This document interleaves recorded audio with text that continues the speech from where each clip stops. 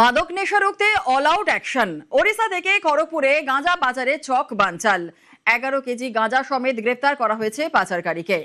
ঝাড়গ্রামের বেলিয়াবেড়ায় নাকা চেকিং হয় এবং 11 কেজি গাঁজা সমেত গ্রেফতার পাচারকারী। আরো বিস্তারিত জানাবে রাজু আমাদের সঙ্গে রয়েছে। রাজু, দেখো, গতকাল রাতে উড়িষ্যা থেকে 11 কিলো গাঁজা নিয়ে প্রাইভেট গাড়িতে করে খড়গপুরের উদ্দেশ্যে রওনা দিয়েছিল।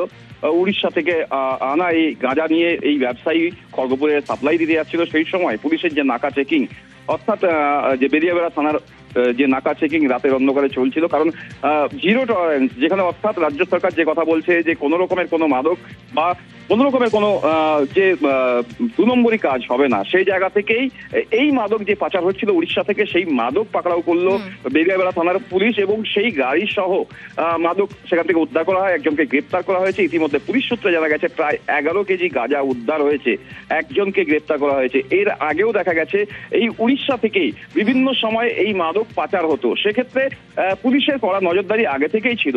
ইতিমধ্যে পুলিশের তরফ থেকে তার বিরুদ্ধে আইনত যে ব্যবস্থা রয়েছে সেই সমস্ত প্রক্রিয়া করে তাকে আজ আদালতে পেশ করা হবে এবং এই গাঁজা চক্রের সাথে আর কারা কারা যুক্ত রয়েছে তা নিয়েও পুলিশ ইতিমধ্যে তদন্ত শুরু করেছে। বেশ, ধন্যবাদ।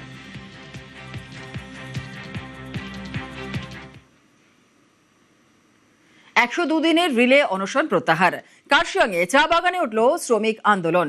পিএফ এর টাকা জমা করতেই অনশন প্রত্যাহার।